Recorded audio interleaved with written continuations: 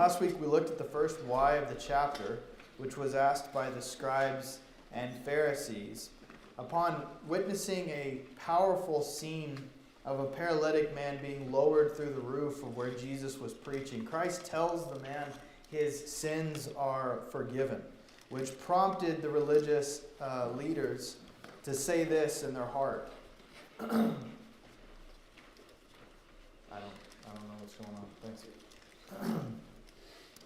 They said, "Why does this man speak this way? He is blaspheming. Who can forgive sins but God alone?" Verse 6. Jesus sees their thoughts and he points out that, and because of that, he says, which is easier to say to the man? Is it easier to say, your sins are forgiven? You're all right, thank you.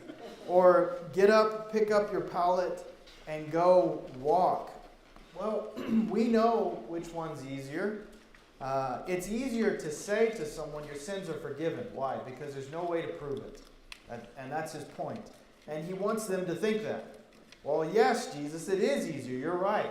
It's easier for you to say you forgive him of his sins. You're right.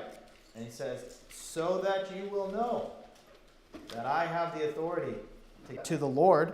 What business do we have with one another? In Mark chapter 1, verse 24. And really the answer is very little. Demons and Jesus have very little business with each other. Besides, of course, unfinished business, which the demon happens to mention as well, saying, is it judgment day? Are you here to destroy us? Because that's really the only business they have with one another.